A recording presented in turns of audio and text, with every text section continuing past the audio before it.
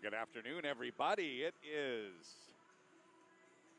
the final day of the World Junior Summer Showcase here from Ritter Arena on campus at the University of Minnesota in Minneapolis. There were 11 games on the docket. Coming up is Game 10. I'm going to call it the unofficial championship game. My name is John Connolly, joined in our broadcast booth with Tom Chorsky. Tom, you've attended the University of Minnesota, grew up in Minneapolis, played in the World Junior, won a Stanley Cup. Obviously, a lot of hockey experience, and you've seen some of the action this week. Tell me your thoughts just about the event as a whole, and then we'll talk about today's matchup.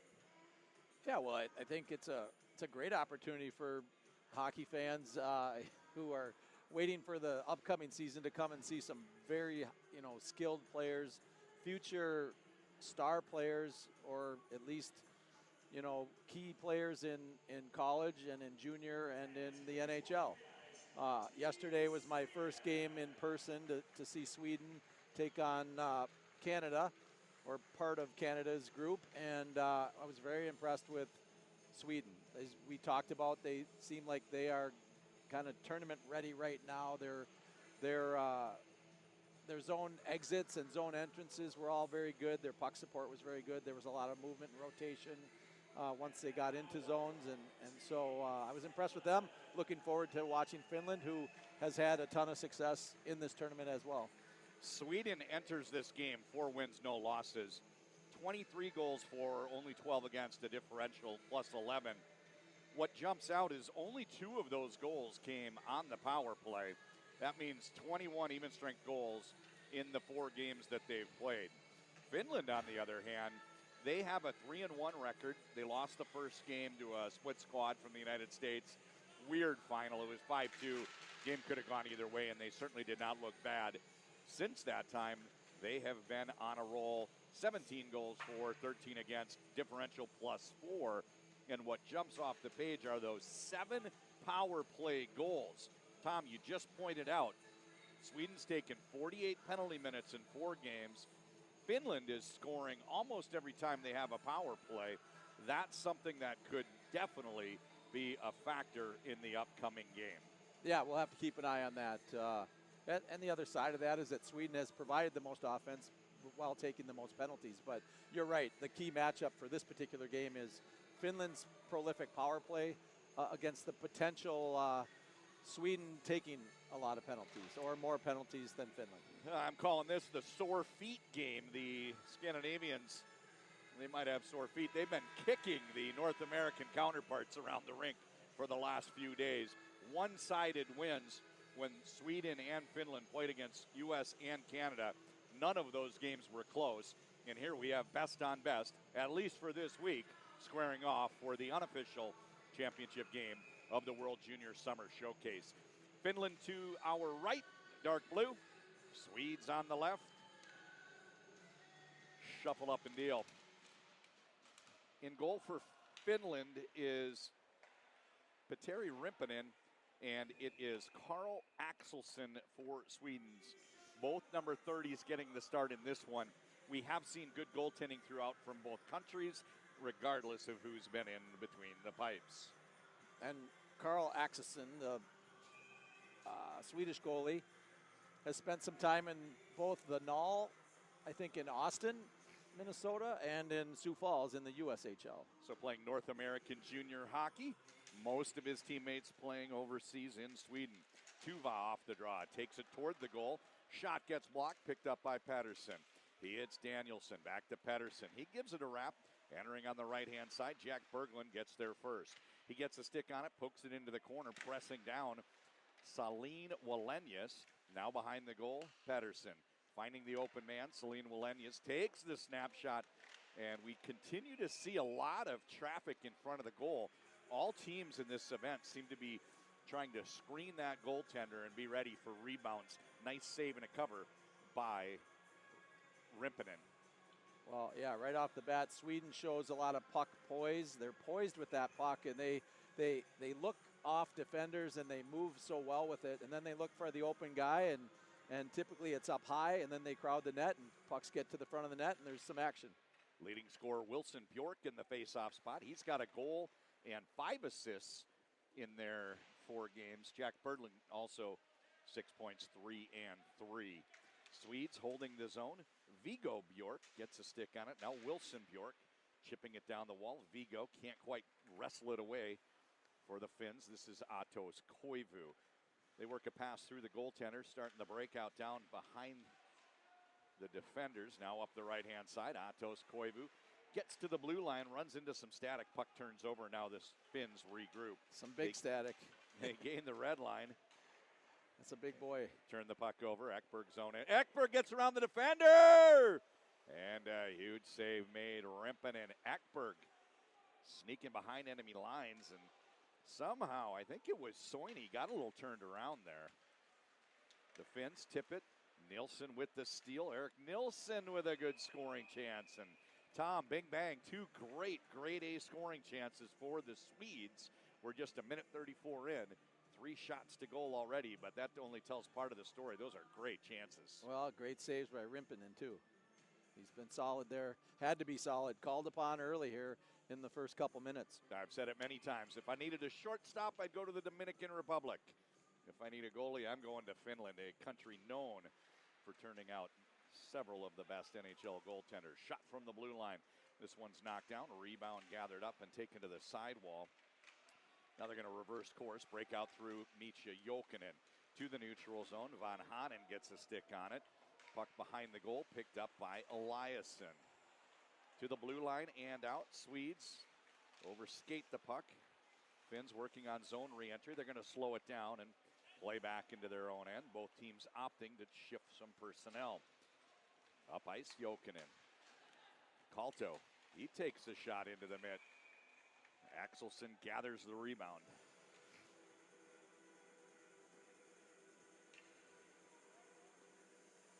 Kind of bounced out of his mitt, it looked like, and then guess he had to just focus on the close. Faceoff comes to the right of Carl Axelson. In the spot, Yoki and Lindberg.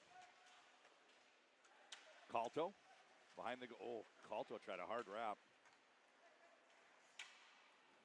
And Boelius deflects the pass, intended target, Viggo Nordlund getting up ice.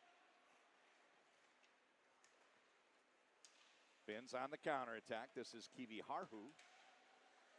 Gets to the blue line, makes a pass. They lose possession. And up ice the other way, Stenberg. Gliding into the neutral zone. Pushes it over to Pettersson. He dumps it in, and now the Swedes opting to shift up 4 of the 5 skaters. Boelius starts the breakout, right-hand side, Tuva. Magnuson winds up with the puck, plays his partner over for Johansson. Pass right up the middle, bounces off of his stick. Ropa Vesterinen. Next one doesn't connect, and now you see Berglund playing it back to Magnuson. Short pass. They go back to Berglund. He gets around one man. On his backhand. Centering pass. Saralainen with the steal. He gets the puck back through the neutral zone. Gains the blue line. Oh, what a feed. Nieminen! And a huge save by Axelson. That's probably Finland's first best look. Well, for sure. And what a play by Daniel Nieminen, finding a way to get up into the play. He has 5 assists in 4 games. 4 of those did, however, come on the power play. Now we see him trying to get involved in the play, joining the rush at even strength. Koivu makes the feed, right-hand side over to Westergaard. He takes a shot and a cover. 4 minutes in, good pace. Both teams getting some shots to goal, and Sweden with those 2 good chances, Finland with 1. Well, yeah, nice toss pass and an equally good save by Axelson. Both teams, we saw it yesterday in Sweden, but Finland showing equal ability of their defensemen to carry the puck out of the zone when they have time and space. There's a lot of skilled, smart defensemen on this ice sheet. That's really jumped out in watching the Finns is they just all seem to skate extremely well and greeting people, doing a good job minimizing the effectiveness of the other team's rush. Out to the neutral zone, turning up ice, Eliasson. He sends it in down to the corner. Played by Rimpinen. He starts the breakout. They go into the corner, and a soft pass to the centerman. Kuta tips it to the wing, but the Swedes not ceding the zone. They force the Finns to recover. Second time's a charm. Kuta, he hits Van Hanen. Zone entry for him, swinging wide, taking a shot from a wide angle. He gathers up his own rebound. Out top, Kivi Harhu. He goes toward the goal with it. That's knocked down, and quickly you see Buma Dian wanting to get up involved and leading the rush. That was kind of fun, Tom, to see a player, as soon as he blocked a shot in front of his own goal, activating in coach speak, trying to get up ice and join the team. Yeah, that's one thing defensemen can do with these days. With those shots coming in from the point, they're usually kind of just wristed in with the intent to get tipped, redirected, but that also allows the opponent to front them and not have to worry about being a 98-mile-an-hour slap shot. They can easily front it, block it, and in that case he did and took off with it. Viggo Bjork wins the draw. Over to Salim Wallenius. Now they go back to Viggo. He lobs this one out to the neutral zone. Bouncing puck played by Boelius. He hits Pietila. A little too far for Yoki. And the Swedes comfortable breaking out in front of their own goal. That's ill-advised. They turned it over on the doorstep to Yoki and Pietila. Another grade A scoring chance. That was the definition of giveaway. I go back to... Oh, there's another one. Right up the middle. Hey, diddle diddle. Jeez. They're comfortable breaking out right in front of the goaltenders. I'm sure that Rimpinen and Axelson would request, when in doubt, chip it out. Turnover again. Genborg. That shot gets up on its edge and goes over the netting into the scouting suite. It looked like a couple guys had to. Here's the turnover. Duck. Yeah, that was a beauty. Call that a pizza. Delivery. Just delivery right on the tape. Serving up a pizza. Yeah, that was loose breakout play for both teams that shift in their own end. Yeah. And you have a feeling that it might be the aberration. I just don't see this game getting real wide open. Two big rivals. These are big hockey rivals. They're neighbors. They're the strongest teams in their part of the world. And oftentimes some spirited play, maybe even animosity. Oh, right. This is their biggest rival. They want to beat them anytime they play, even though it's Summer Showcase. This is a lot of pride on the line.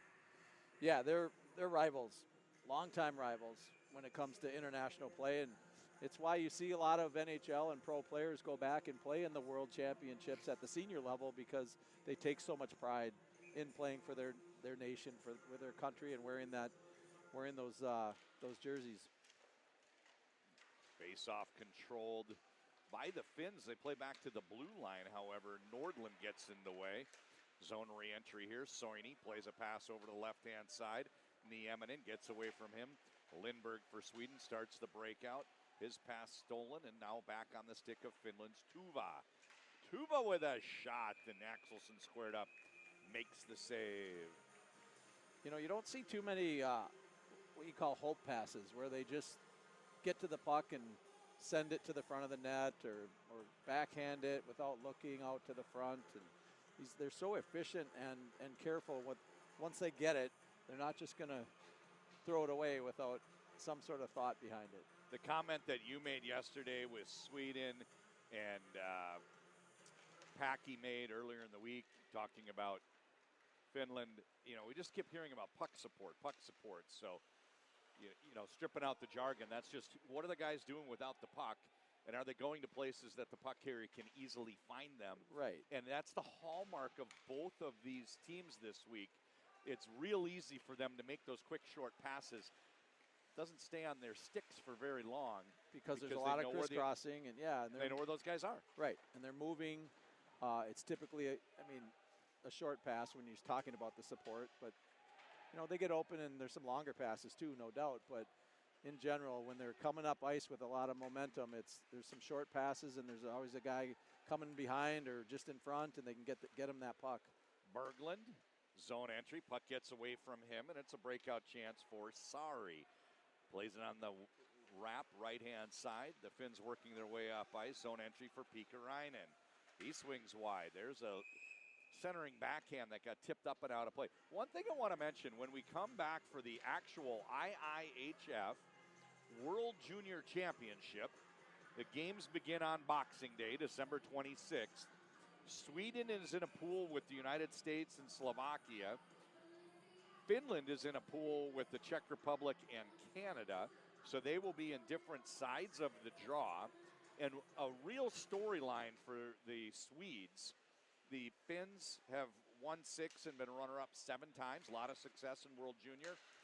And Swedes have actually appeared in one more championship game. They've been in the final 14 times, 12 times silver, 2 times gold.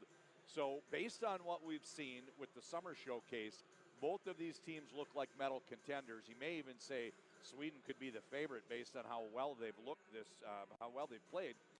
But there's always a monkey on their back until they win a few more golds. It's just going to seem like, hey, always the bridesmaid, but not the bride often enough. So fun storyline as we look forward. Good storyline because, I would say they look probably the sharpest coming out of this summer showcase, and they're going to be a formidable group.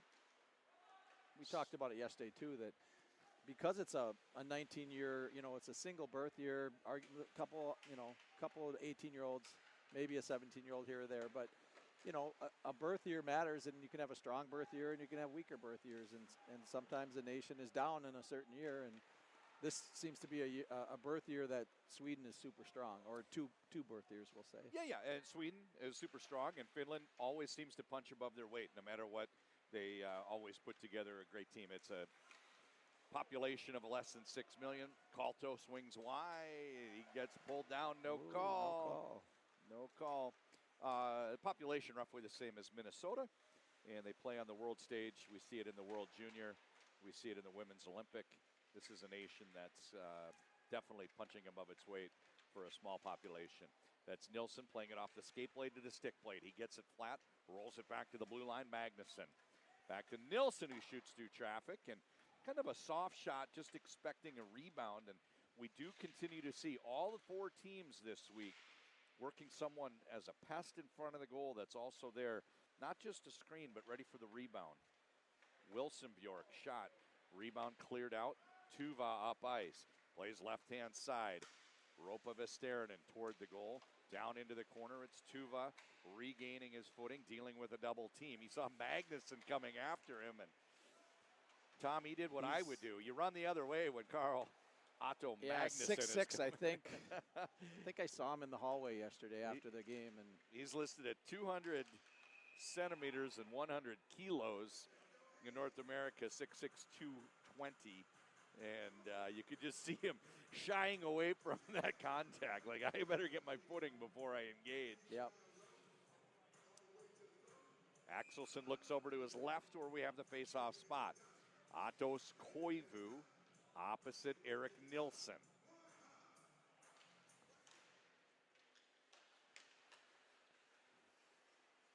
There's Jokinen walking it in. He takes a shot that hits the outside netting. Rebound picked up by Westergaard. Out of the corner, working against Magnuson. Finns come out with it and play back to the blue line. There's a dump down on the bank into the corner. First one to get there, Victor Johansson can't quite work his way out, so he passes off, and Fernstrom clears the zone. It bounces in the direction of Nielsen. That gets knocked down, and Koivu felt it hit himself in the leg, and he started moving his feet before he even knew where the puck was and gathered it up. And real good reaction time there from Atos Koivu. I know he was drafted in the 3rd round, but I think after this week, if they redrafted, he might tick up the board quite a bit. Boelius circles, tries a centering pass.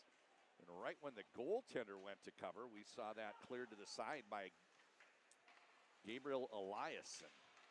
Kivi Harhu with a shot that deflects up over the glass.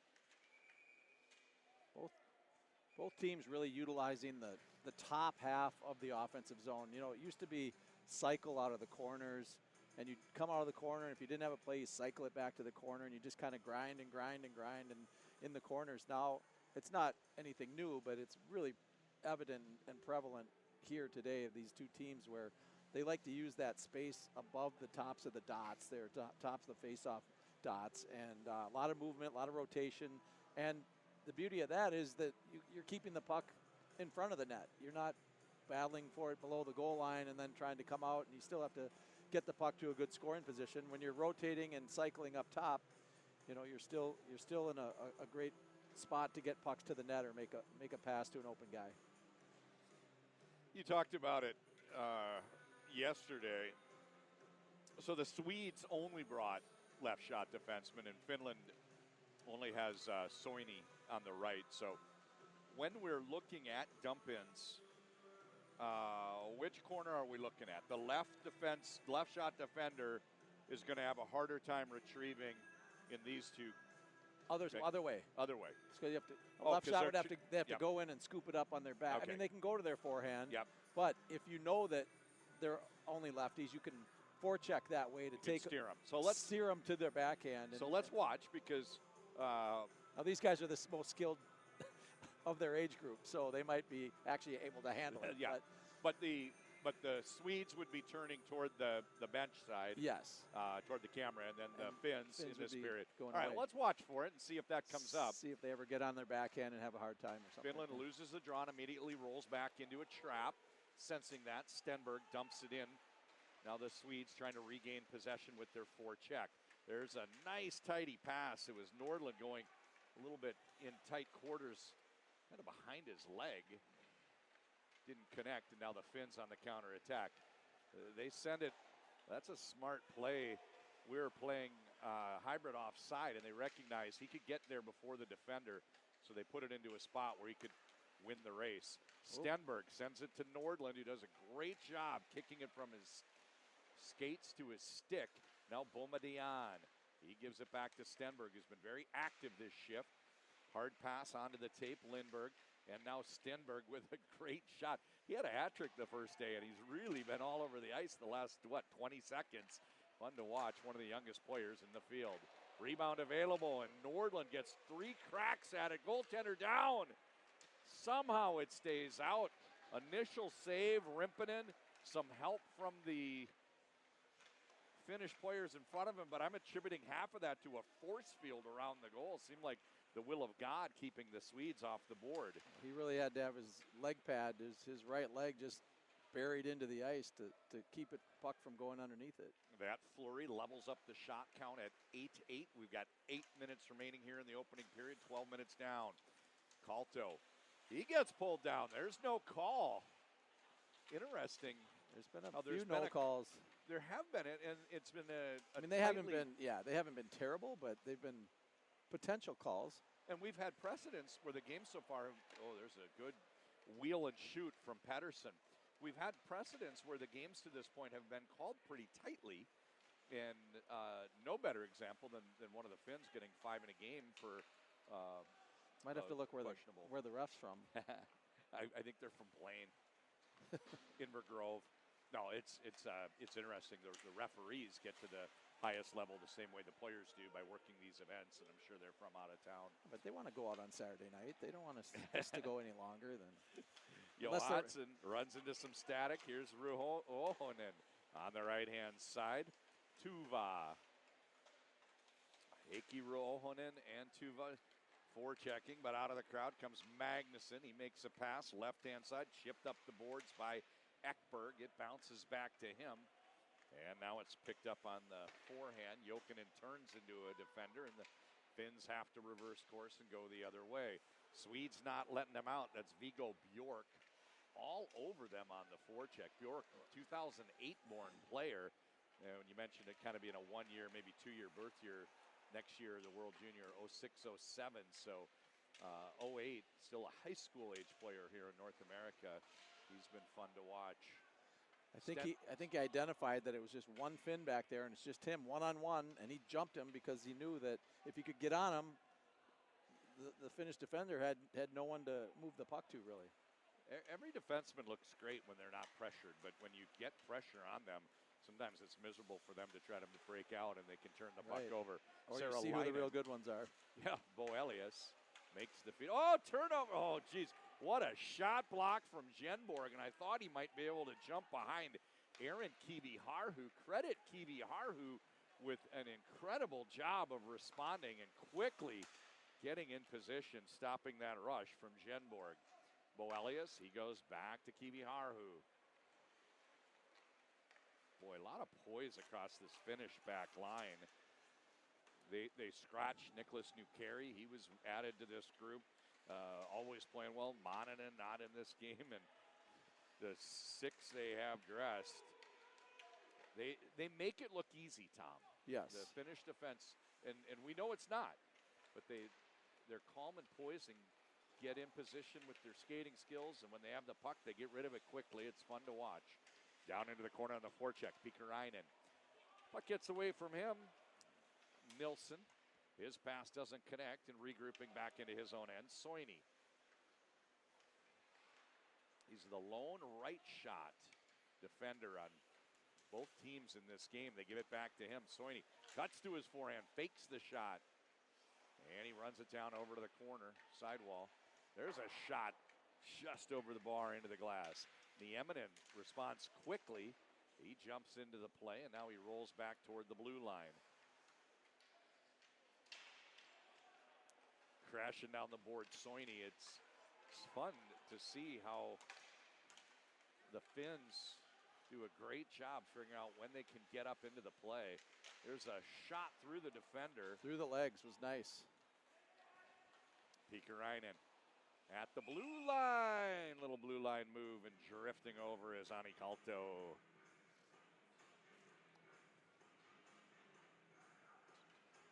A little different than yesterday, scoreless. Still. Happy anniversary, by the way. It was anniversary dinner last night, that's right? Yeah. 27 years. I know you had to scoot out of here, and congratulations. That's a milestone. Every year feels like it. Exactly, man. That's congratulations. There's a pass up the left-hand side. Pettersson greeted by a body check as Jokinen took him over into the boards. The Swedes wrap, and they roll it back to Gustafsson, whose shot comes in front of the goal. Loose puck, goaltender down. It hit a post at some point. I think Berglund got a stick on it, and the puck was hopping down in the paint. Yeah, it looked like it was in or going in, and then the goalie got in my line of sight, and I couldn't see it. But game's first penalty is called, interference. Let's watch the replay. This was frantic and hectic down in front of the Finnish goal. Eliasson goes off, interference. Oh, this is the penalty. Yeah, we're getting the penalty. Yeah. A little cross check. And a little dive, too, in my opinion. It's a summer sport. So the Finns, with that lethal power play, they're going to set up Atos Koivu as a right-handed trigger man on the top of this circle where they're facing off. Ruohonen has done a great job winning faceoffs. He's been good in the spot. He's able to get them off to a good start. A lot of shifts on the power play. We'll see how he does here. Opposite him is Viggo Bjork. Another clean win for Ruohonen. Kiviharhu. He's going to play away from Koivu. Koivu, little back and forth, fakes the shot, moves, fakes the shot. And he gives it back over on the right-hand side to Tuva. Kiviharhu, Tuva, down low into the flank. They go to Kiviharhu. Eyes it, makes the feed. Pikkarainen try to pass back to Koivu. And good anticipation by Viggo Bjork. Got a stick on it, got possession, sent it out, and now he heads off. Job done. Replaced by other penalty killers, Jenborg and Nilsson up front. In back, Magnuson and Johansson. Zone entry here for Tuva. He makes the feed over to Pikkarainen, who slows it down and plays it back to Kiviharhu. Koivu hasn't moved a whole lot. He's still in that spot, looking for a one-timer. And you can see the Finns are trying to get it to him. There it is. Oh, ouch! Nilsson took it somewhere high, and Koivu. Oh, it's in! It's in! It's cleaned up by Heikki Ruohonen on an initial shot and follow from Koivu. And the Finns, with yet another power play, have taken the lead 1-0. Well, and I think it was Eric Nielsen who took that shot, and he was not available after that. So it was essentially 5-on-3. So you have And shot. It was a and good save, but Ruohonen got a stick on it. Yeah. What a play down low by Heikki Ruohonen, draft pick of the Philadelphia Flyers.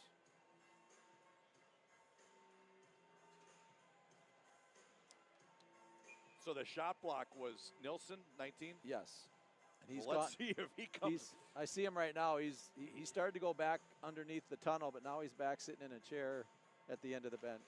Good news is I don't think it hit him in the face. No, it's a leg, I think. And he actually is, he's one of the only players wearing a full cage. So you think, I thought it looked like it got up high in the chest, but he went down like a shot, had hit him. He hobbled off. Yeah. It looked like it was a leg, inside thigh, maybe, kind of where there's no padding. And yeah. Well. Inside knee.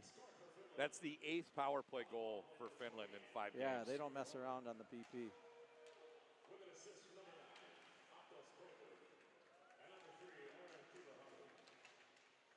Goes into the books 28 from 9 and 3, which is Ruohonen from Koivu and Kivi Harhu. And that is the first assist for Atos Koivu. He's had the hot hand. He's been scoring goals at will. And I made the comment yesterday, you'd think eventually he'd take a shot that hits the goalie in the mask and somebody'd be there to knock it in. And lo and behold, the power play goal was just that, a shot into the goaltender, rebound available. And the trip goes uncalled. Might have been a skate over the stick. But I think it could have been a trip. It sure looked like it. Looked like it. Usually see it go, oh, down low, Berglund! There was a nice feed from Danielson to hit Berglund, and somehow he got behind the defenders. Little breakdown there defensively for Finland. They've been fortunate when they've had those turnovers. They've yet to yield a goal. Credit Rimpinen for being pretty calm and steady between the pipes. Berglund trying to drag it through 5 guys. That goes about as you'd expect at this level.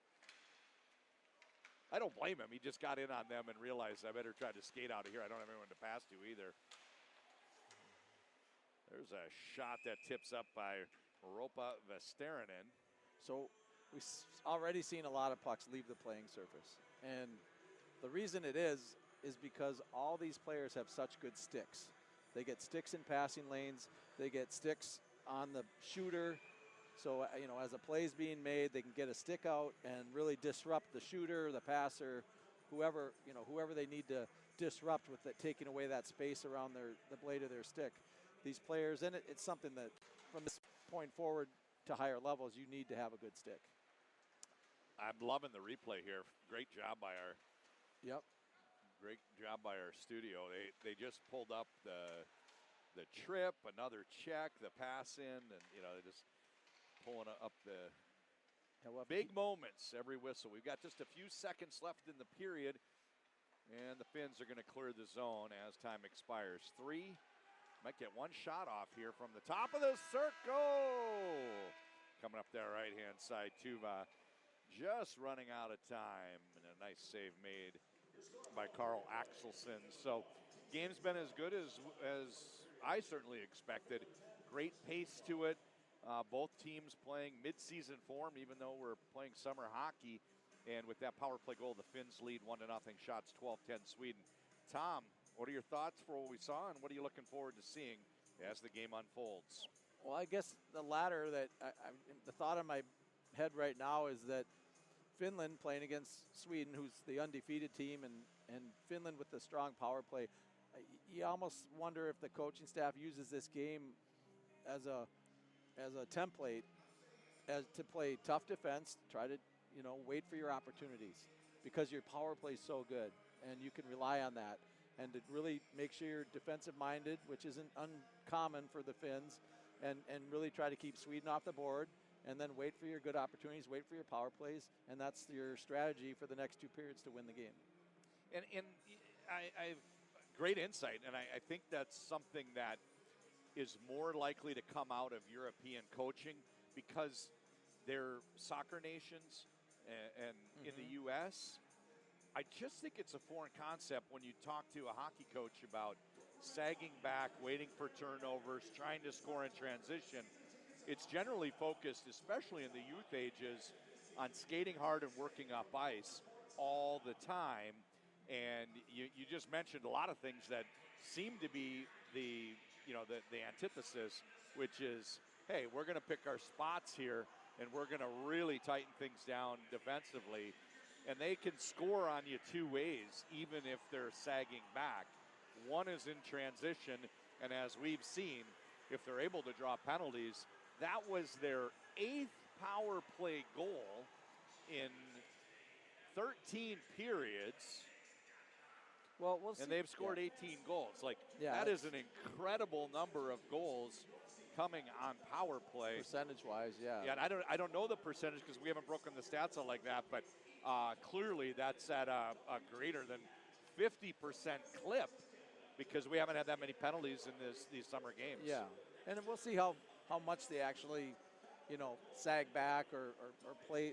They play maybe like a trap, but these players are such good skaters that, they don't have to stack the far blue line and let a team come all the way up, but they'll be maybe conservative on their forecheck. Yep. If they can't win a race to the puck, they'll be a little conservative, but they'll still be angling and skating with them. I just think they're going to be, it's called, you want to be above the puck. They say, coaches will tell you, play above the puck. Don't get behind the puck so that you get outnumbered, outmanned. That's what I mean, where they're going to play sort of a conservative brand. They're always going to be above the puck and so that they can defend well as a group.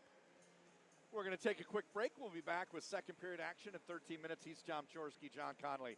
You're watching World Junior Summer Showcase on USAHockeyTV.com.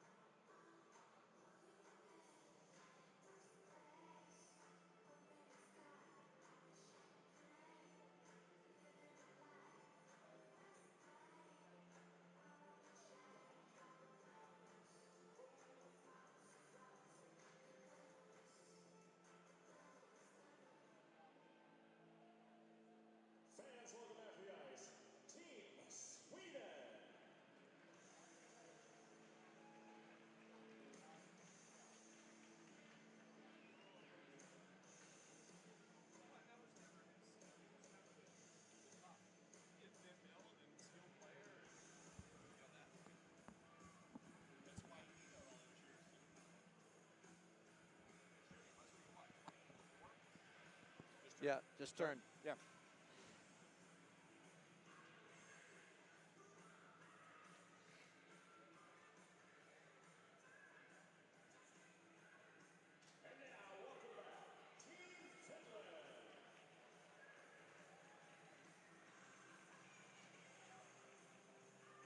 Welcome back. High atop center ice at Ritter Arena on campus, University of Minnesota. Second period upcoming. John Connolly joined in the broadcast booth by Tom Chorsky. A great first period. The lone marker coming on the power play. Little rebound available. Tapped in by Heikki Ruohonen. And Finland on top 1-0. I'm guessing the message across both the locker rooms was just keep doing what you're doing. But you see anything that jumped out in the first period what the coaches might have said as a point of emphasis? No, just those couple passes up the middle that were turnovers right in front of their goaltenders. But both teams did it. So, but I mean, ideally, the good players and the good teams, they want to break out up the middle if they can. I mean, they'll go up the side if it's there and open, but a lot of times, D are pinching down the wall and they're going to take that away, or they're going to make it really hard on the wing. Like right when he gets the puck, he's under pressure, and that's where turnovers get caused. So they try to go up the middle when they can. Berglund and Ruohonen in the faceoff spot. Goaltenders remain the same. Petteri Rimpinen for Finland. Carl Axelsson for Three Crowns. Played over on the wall, picked up by Vesterinen. He makes the short pass. Ruohonen hits Tuva. Back to Ruohonen. He gets blitzed. Big hit by Sasha Boumedian, but he got the worst of it as he then slid into the boards and a little bit rattled as he got back to his feet. Kivi Harhu plays with his partner, sliding it over to Bo Elias. Kivi Harhu slowly up ice, makes the pass. That one's tipped, and the Finns opting to switch up all four of the five. Here comes the last, hopping the boards. That's a smart play when the one guy stays out there and keeps some pressure on the forecheck so that Sweden can't just slows them down enough. Yeah, it slows them down enough. And getting behind the defenders is Ekberg. Takes the shot. That was interesting. He got behind the defenders, but he also kind of lost his momentum having to slow down around the blue line. So when he got it, he was a bit flat-footed. Over for Westergaard. He digs down into the corner. There's a cross check right on the numbers. Wilson Bjork headed off. Another power play for the Finns, and they've proven to be very dangerous all week.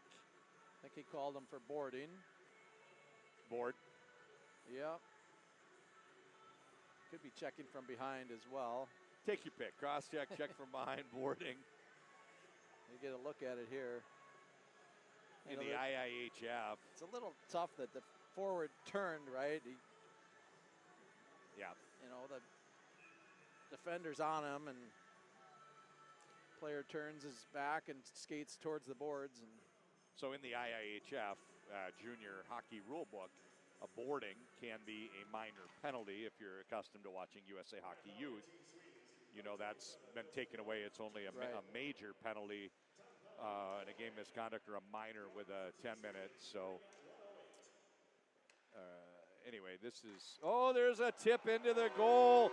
Down low, Ropa Vesterinen, initial shot, Nieminen, and another power play goal. The Finns on top, 2-0. Well, that was interesting. They had a screener who was screening the goalie, and usually you might aim for that guy, right, and let him screen and tip. But in this case, they also had a guy right off to the side. So two guys, and one defender, their number 5, has to take both of them, and then he turns to take care of the guy in front, and then they shoot it to the He shot side. Away from the goal, which you see in the NHL, but if you're used to watching younger levels, it's pretty rare because you just don't have the coaching time to play and say, well, fire away from the goal. Now the redirect is back on goal. Beautiful power play execution by the Finns. And they, like you said, they've got this thing just down to a science.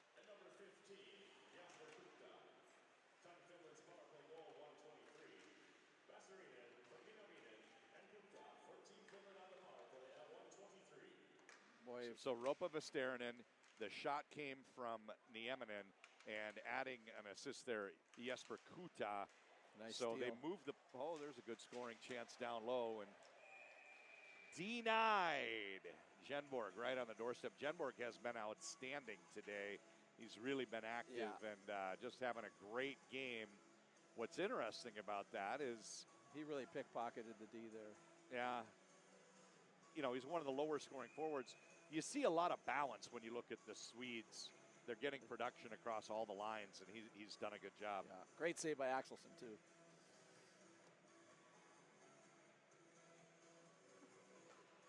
Face-off, controlled by the Finns. They make the pass to Kalto.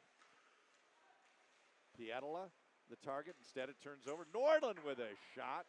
A deflection. Great defensive play by Aaron Kiviharhu. Then comes out of the corner with it. Starting a breakout quickly off his stick. And the short pass to the centerman. He overskates it. Somehow comes out of the crowd with it. Now Kalto bails him out by sliding it over to Pietila. Down behind the goal. Circling on the forecheck, Pietila. He's ridden off the puck. Swedes the other way on the counterattack. Straight up the middle, Stenberg. That pass gets poked away. Winds up onto the stick of Lindberg. One-timer from the point into the mid. Huge shot, Sasha Bomadian.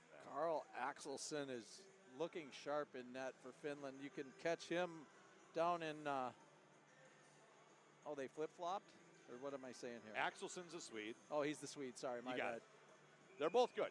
Rimpinen has been solid this early here. 2 big saves. One on that breakaway attempt and one on a missile from. They flip sides, and I'm still on the first. They switched sides, and you didn't, right? Right. So Heikki Ruohonen in the spot with Jack Berglund. Face-off comes to Rimpinen's right. Pushed over to the sidewall, and the Swedes running underneath. Wilson Bjork out of the corner. Puck pokes away, and this is Daniel Nieminen. Good exit. Left-hand side. That's kind of every time you see Nieminen with the puck, he makes a quick play. It's always the right play, and he has just been outstanding. One of the older players, born March 1st, 2006, and a returner from last year's World Junior team, Nieminen, elite. I mean, just I've seen enough to know he is an elite defenseman at this level, and kind of curious to see where he shakes out, because every team wants a guy that can just be the catalyst for quick breakouts like that. Now Nieminen turns. Finds the open player on the half wall. And a pass over to the other side for Soini's own entry. Tuva. And a little shuttle shot up over the crossbar into the glass by Vesterinen.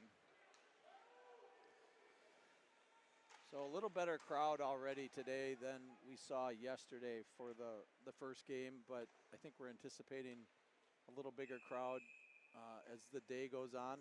And for the U.S.-Canada tilt after this one. Yeah, so when I got here today, they were talking about 12 to 1,500 tickets sold. Presumably, a lot of people want to see the United States. They host this event this week, and they'll face Canada at 4:30. But if you wanted to see the two teams that have been playing the best, that's the early game. And we've got a good crowd here. And I love Ritter Arena, Tom. Its capacity might be maybe 3,500. But it doesn't take a lot of people before you get a buzz. Contrast that to where the men's team plays next door. Capacity somewhere 9,000, 10,000. It takes a little bit more before you start to get the energy in the building. Right.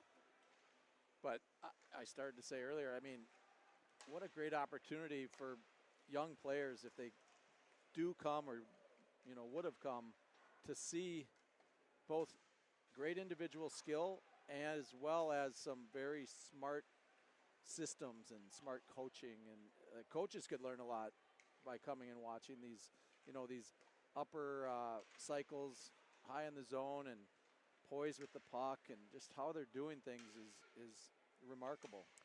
Koivu stick handling in traffic there looked like Clark Kent getting changed in a phone booth. Just amazing what he can do in tight spaces. And I think the searching is really, I guess, befuddling to a lot of people. Like, hey, I don't know what's going on. I don't know what to make of this. The U.S. and Canada, they're being outclassed. And part of it could be that old adage, hard work beats talent. when talent doesn't work hard. But that, I think, doesn't tell the whole story because these are very talented teams. The skill level is there, so when the coaches teach some heavy systems, the players execute so efficiently. It's really both of the teams we see on the ice today. It's just a joy to watch, and if you love the sport, to your point, the people that come out to see these teams are really being treated to a great game and just high-level practitioners of the game of hockey. Well, and arguably more draft picks on Canada and U.S., right, than these two teams. Sweden might have a few more draft Sweden picks. has a lot of guys that went in the second round. Canada seems to have a lot of guys that went in the first round. And, Nieminen, I looked him up. He was a late pick, 6th round, but it wasn't his first draft year. It was his second draft year. So, it sometimes maybe, rebound available. They make a pass, playing it out top, and there's a one-timer from the point off balance, but somehow Kivi Harhu still got it off. Hit somebody in the shoulder, went into the corner. Now the Swedes trying to break out. They're just going to lob it out to the neutral zone, and Kivi Harhu got a stick on it real quick, slid it over to his partner, and now Boelius trying to find a way out. He plays back to Kivi Harhu. Now a pass over to Boelius, and lobbed into the neutral zone. Pietila says, I'm just going to swat it down into the corner. He was worried about getting hit. That puck was a little bit slow to arrive. He dumped it in with his glove. Yeah. 6 minutes deep into the second period. Pass out in front of Boumadiene. Sixth round pick, 163rd overall in the 2025 draft by the Nashville Predators. And I'm guessing they've loved watching Daniel Nieminen this week because he's been an elite player. Yoku, there's a shot. Nice play, Ate Yoki coming in and getting a shot off. Rebound was briefly available, but eventually cleared out by the Swedes. Circling back behind his goal, Soini. He leaves it for the overlapping Tuva. Tuva goes back to Soini, and a little creative move there, spinning, and then he split a couple players. Zone entry, still on his stick. Then he tried the toe drag through traffic, and one too many moves, Tom. He looked smooth right up until he lost it. Right up until he lost it, exactly. Turnover, they didn't clear, and then now it's Gustafsson stepping in on it. Ouch. That shot came up and hit him up in the face. I think that is... Yeah, right in the mouth. That's Sari. I think. Julius Sari ramped it, and it hit his stick and came up. Let's watch the replay, but I think it's just kind of a real bad bounce there. He ramped the puck into his own face, I believe, and he heads off. Oh, that's too bad because he got it right in the mouth. There's that rebound that was briefly available. The Swedes did a great job clearing the puck out to the sidewall. So we are going to see this shot. Oh, and he even had his hand on his face already to protect it, and it missed his hand or his glove. Yeah, and I think both he and his teammate were getting over with a stick. Same time, I don't know which one it ramped up off of, but... But he had his hand there. He tried to protect himself, and poor guy, it still didn't work. Yeah, Julius Sari went through the tunnel, receiving some medical attention right now. Pucks are hard. I was coaching a youth game and had a puck fluttering, barely moving, and it ticked me on the ear, and it hurt for about 5 days. I can't imagine getting hit with one at pace like that, but he definitely took the full brunt of that puck as it ramped off of a stick somewhere around the grill. It's interesting, Tom, how many of these U.S. college players, and they play on multiple teams, even some of the Scandinavians, it's interesting how many of them are playing with a halfie, just the visor today. We see Viggo Bjork, and I think it's probably because he's yet to turn 18 years old. Correct, you're right. He's wearing a full cage. One or two of the other players in this game have and I think we see a full cage for Mac Westergaard. Some of them have a full clear, whatever you call that. They call it the bubble, but it's an iTech or yeah, it's a full plexi. But these players from American colleges that are playing with the halfie, just a visor, they're going to go back And play with a to full putting cage. on with the full cage for their college team. And do you have thoughts about that? I guess now's a good time. Well, I've heard a lot of different opinions on what's better for college hockey. Well, I think it's better for college hockey to wear the cage or the full face mask. I know it doesn't make sense because they come out of junior where they wear a half shield. And then they go to college and they're going to wear a mask. And I will say, when you've been wearing a mask or a full shield and these other players, and then when they first get to pro, or go from high school or junior to, or U18 to get to juniors, whenever you first put on that half shield, they're both careless with their stick more so and cause problems in the half shield leagues. And you're also more vulnerable because you rely on that mask when you have the full one. You get hurt easier. After a while I played with no mask or without a shield, half shield. And you just kind of learned. So you played with none in the NHL? With none, really, for the most part. I think it kind of went to most guys wearing the visor. And I remember, I'm almost positive, when I was in Florida, we had a lot of the parents had kids playing youth hockey. Sami Salo, legend in the Finnish national team and longtime NHL player, I think he said he played his entire NHL career, nothing. Yeah. Just, you're saying you played. So that's less and less common these days. I guess the college kids coming out of U.S. college, when they first put it on, they're a little more careless with their stick, and they get hit in the face a little bit more. Ooh, big hit there on the forecheck, delivered by Ekberg. So both teams full strength. We had a little delay there to scrape and also tend to a player that's gone off. Back is Kivi Harhu. Plays this to Jokinen. The teams are able to dress an extra skater. So it's not just 4 lines and 3 sets of D. And the Swedes opted to dress a 7th defenseman. And the Finns did Finns a forward. went with a 13th forward. So now the Finns, at least temporarily, will be on a tight 5-man rotation. Probably a little less of an issue given that they're all left shots anyway. Soini the only right shot. But did they lose a forward? Well, they just lost a defenseman that took it in the grill. Right. That was number 14. So we'll see what happens here, but they're down a defenseman, and then more playing time, at least temporarily, for the other 5. Puck rings the boards. Piikarainen looking to pull it away from Nilsson, but Nilsson got there first. Now out of the crowd, Daniel Nieminen. Fans on the pass, recovers nicely, and then chops it out just in time. Up ice, this is Kuta. Left-hand side, makes the feed. Hard cut by Van Hanen, and he plays Soini. Walking it down, gets the puck flat. Went to pull the trigger, and it's blocked by Genborg. Great game today from Eddie Genborg. Up ice, puck played. Piikarainen turns to his forehand. Zone entry, everybody's on sides. Uses that long reach to pull it away from the Swedish players and then wraps it in on a dump. They try to regain possession, but they lost the zone in the process. Now drifting back into his own end. Boelius cuts in front of his own goal. Quickly passes off to Yoki. Right-hand side, Calto in on his backhand. Circling, dealing with that pressure from Salim Walenyas. Now down low for Pietila. Pietila out of the corner. He's ridden into the boards. And Salim Walenyas helping out. Playing back to his partner. Swedes trying to get up ice. They go with a vertical pass out high for Bernstrom. Nordland on the forecheck. Great job by that left-hand shot, turning to his backhand. That was Nieminen in the corner. And now he finds the open man. It's his partner, Jokinen.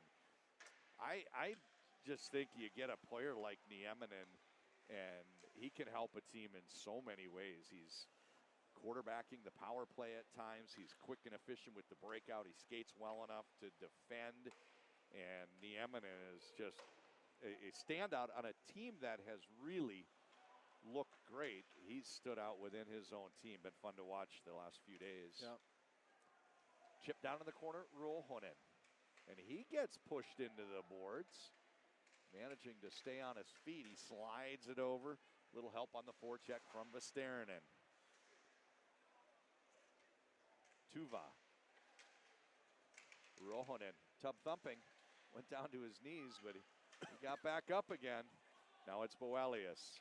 He goes rink wide. Picked up Tuva, zone entry. He's got a trailer if he wants him. Looks off Niemanen. Instead, they play toward the goal. Boelius gets it settled, but it crawled just an inch outside the zone. So do we get an extra scrape? We've been scraping at the 10-minute mark, and we went a little early. Yeah, I think Piella had a chance to shoot that puck. Or no, it was was it Piella? I don't know. They passed up a shot that last rush. One extra pass. Here comes a scrape. TV timeout. So we've been scraping once per period after first whistle after 10 on the board. We've got 9:09 to go. And we get a little extra scrape here because there was a short delay for an injured player. So a little pause. We'll watch some of the replays. And there we see Finland's first goal and the second one also coming on the power play. That shot off to the bumper, just to the side of the goal. And a nice tip by Ropa Vesterainen. They just kind of overloaded. I thought it was just a smart play. They overloaded in front and ended up with kind of a 2-on-1 situation. One Swedish defender covering two forwards, and the Finns on the power play are so sharp and heads up that they were able to kind of send a tippable pass. Call that a shass. Part shot, part pass, and redirected it in. Nice play. There's a video that made the rounds 10, 15 years ago, and it was Don Lucia when he was the coach of the University of Minnesota. And he talked a lot about what he saw when his son played youth hockey. And the quote that really stood out for me is, you can't do things tactically unless you can do them technically. And we're watching at the World Junior level, the reason they can get into these sophisticated playoff schemes at Finland is the players have all the tools to make them work. So credit their developmental model. We've studied hockey around the globe at the USA hockey level. Pettersson with a shot. That's knocked down by another good stick. Danielson. And what the conclusion is, just summing up kind of the long-term athlete development and American development model for hockey, is play some multiple sports to have some general athleticism when you're young, and then work on a lot of individual hockey skills through those preteen years. And a lot of people think that's not enough. They want kids to play more. But what they miss is when you get to these teenage years, it's really all hockey all the time. That's what we'd expect in your late teens is, stretch pass to Pikkarainen, breakaway for him, and on top of the goaltender. And a nice recovery from Saline Wallenius. And an easy save for Axelson as a result. But, Tom, I think these Scandinavian teams have shown, their developmental model works. They really spend a lot of time playing as a team almost year-round. They'll go play on different junior leagues, but probably have a great deal of summertime together. Right. Well, Finns go to the penalty box, and we'll see if Sweden can convert on a power play and bring the score within one. One of my little bit of a pet peeve here, see where the ref is in the corner? He didn't think it was tripping. The ref out in the neutral zone thought it was a penalty. Whenever there's a ref that's 5 feet away from a play, I want him to make the call, not the guy that's and he saw it, right? A zone and a half away. Yeah, and he saw it. Sometimes with it, we're working a four-man crew, 2 refs, 2 linesmen, and great catch there, Tom, because you're right. He saw it and decided it wasn't a penalty. So the Finns now on the kill. Sweden plays it back to Gustafsson. They go down into the corner for Stenberg. Back out top, Gustafsson. Lindberg walks it down to the dot. He plays over to the bumper. Back to Lindberg. Out top, one-timer. Gustafsson, and great rebound control. Not only did Rimpinen make the save, there was nothing available for the Swedes to whack at. Immediately got that puck settled. He just got his crest on it. No, it's one of those shots right into the gut, but he gobbled it up. No rebound, as you mentioned. So we've got Vigo, Bjork, Lindberg, right side Ekberg across the blue line. Gustafson, and then Stenberg is a fourth forward. And he's cheating in on the faceoff, got into the circle and came out of the crowd with it. Gustafson hounded by Vesterainen, plays Lindberg back. Little two-man game, looks like Sutton and Youngblood, and there's a shot from the weak side, but stepping out to block the shot, Daniel Nieminen. And the Finns could not change on that last whistle with the faceoff in their zone. They have a jailbreak trying to get off ice and replace 3 of the 4 penalty killers. Fresh legs. There's your guy Nieminen blocking a shot. He kind of does it all, right? He's been quite good. So I've liked on the other side. I've liked the BU player Sasha Boumedian. Boumedian, yeah. He plays with a little jam. He's got a little. He's got a little jam to his game. Little grit. There's Vigo. Pass was not quite hard enough to reach the target. This allows the Finns to clear the zone. Saralainen now snaking his way around. Bit of a guitar solo, and then he sends it all the way down. Seconds melting off the penalty clock. Swedes behind their own goal with 35 seconds remaining in the power play. Up ice for the Three Crowns, Gustafson. He plays it up left-hand side. Zone entry here for Fernstrom. Gets down to the hash, puts on a hard stop, rolls it back. Saline Wallenius, 2 passes later, it's over on the stick of Danielsson. Back out top, Saline Wallenius. Now they tip some passes around Fernstrom, and that might be a tough one. That's a tough one to decide.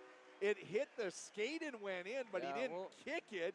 He simply moved his foot to try to get a stick on it, and it looked like a kick to redirect it in. But as long as you're not kicking, as long as you're not kicking motion, I guess, right? It can go off your skate, but I mean, that's what happened. He really, I mean, it was a nice pass attempt, but that really looked like he kicked it. I mean, that was a kicking motion. That was the second I saw it, I said that's going to be a tough one to decide because it was a deflection off of his foot. Yep. Yeah. And it ended up going in the goal. It's a good goal. Power play. All 3 goals in this game have been on the power play. And Sweden now trails 2-1. And we'll listen to the public address announcer get that one for you. There's Boumedian. Koivu. 26.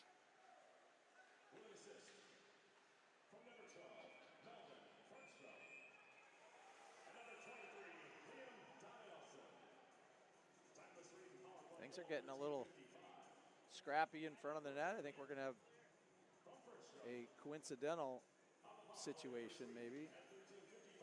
All right, that goal goes in the books as Jack Berglund with an assist to Melvin Fernstrom and Liam Danielson. And we're watching the replay again, and the Finns are never going to agree with that call, that's for sure. That one. What I think is lost in this focus on the tip is, Tom, all 5 touched it in the span of about 2.5 seconds on 85 feet wide of ice. Like the puck was just bing, bing, bing, zinging all over. And good puck movement. It makes it hard to defend against because you're having trouble filling those passing lanes or blocking a shooting lane. 100%. And then the goaltender is going back and forth, and he can't quite get set. And on the back end of it, you get a little, had it been a stick tip on the back door, it would have looked a lot different. But the puck movement that led up to it was the same play. Just a beautiful power play goal. Now the Swedes are back on the power play. Lasse Boelius goes off for Finland. And Sweden working out from behind their own goal. They play up in front of the benches. Short pass Fernstrom. He gains the zone, drifts into some white space, finds the open man by sending it over to Danielson. They go back to Danielson 2 passes later. He fakes the shot, makes the pass. There's a shot from out high. They're working Nilsson kind of in the center of all 5. Wow. That's one touch. There's like 4 one-touch passes that you don't see a lot. Yeah, it's fun to watch. The Swedes have taken a lot of penalties and haven't had as much power play time. But I think it's pretty clear their power play, just like the Finns, is very, very dangerous from what we're seeing with that beautiful puck movement. Saline Wallenius fakes the pass, walks it down into the circle, gets to the dot and pulls it out. Finding the open man, he plays Danielson. They go back to Salim Wallenius, and the shot rings wide. Somehow able to hold the zone. Fernstrom got a stick on it. Out top, one-timer from Eric Nilsson, and hard to believe that he could be that open. He was pretty unmarked, and it's a testament to their puck movement opening up the space as those Finns are frantically scrambling in their own end. Well, the player movement is good too. They find that soft spot, they jump into it, and now you see him, now you don't. Gustafsson out top. Makes the pass. Danielson. Oh, that shot hit the crossbar. Puck's got some paint on it. Let's watch that replay. They slid it over from one dot to the other, and a quick shot released by Fernstrom tips up out of play off the crossbar. You know, typically to beat goalies in this day and age, the puck needs to move from one side of the rink to the other, because goalies are they're bigger, they're technically sound, and we said yesterday, if they can get squared up to you, it's hard to score on them. So that the puck has to move a significant distance to get them moving. I've thought about ways that somebody could measure whether a power play was good or not. And the one thing I settled on, Tom, is drawing a string between the goals, an imaginary line. How often when you're attacking are you crossing with the passes? Sometimes you see an overload for a long time, but eventually they're going to try to make that pass to the other side. The more you're going across that imaginary line, the harder it is to defend against. Sure. And boy, the Swedes, they didn't tie it up on this power play, but they almost got the tying goal there. And boy, it's pretty clear the Finns want to stay out of the box the rest of the way. We got 3:20 to go, period 2. Johansson in traffic, pushes it up to Lindberg. Now there's a pass into the center. 2 defenders poke it away from Nordland, and the Finns trying to find a way out. They go rink wide to Tuva. He immediately switches lanes, and you see Koivu backfilling behind him. Kalto, Koivu out of the corner now, pulls it to his forehand. Cuts down, working behind the goal. And a little overlap pass circling around him is Boelius. What a play by Boelius. You know, you see a lot of players when they're younger try to stuff it near post. He came out wide, and instead of trying to shoot far post, he went back near side top corner, trying to put it up by the ear hole. Yep, but Axelson was up to the task. I think he sniffed that out. Made sure his shoulder and head were tucked up against the post. Pikkarainen fights off the check, pushes it up ahead to Westergaard. The Swedes counter. Salim Wallenius working up in front of his own bench. Then the next pass is a long one that bounces around before coming onto the stick of Boumadian. Berglund. There's one pass down low to Danielson. One last pass that got deflected.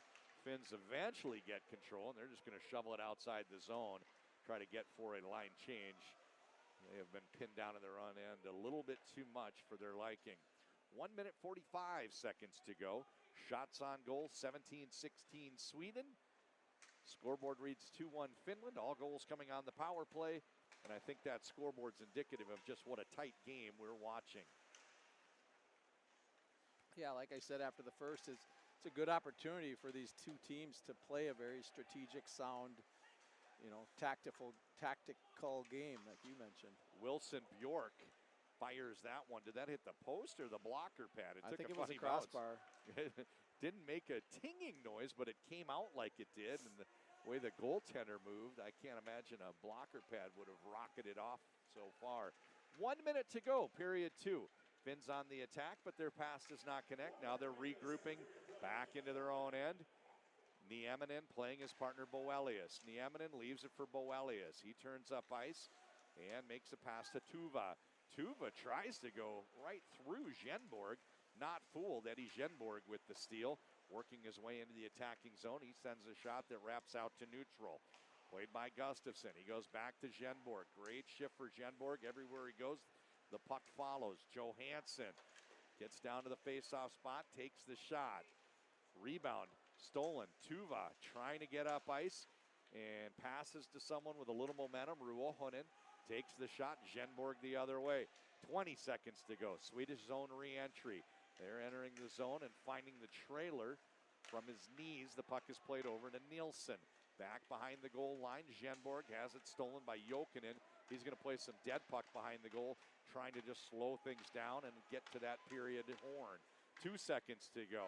Shot knocked down in traffic, and finally the Finns get a little reprieve. A lot of pressure there by the Swedes. They really seem to do a good job closing out the period the last minute or two. Yeah, well played period by both sides, and Sweden was able to get one back.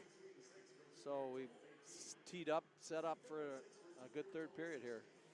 Yeah, I think it was 1-0 after one, and Finland scored early second. Does that sound right?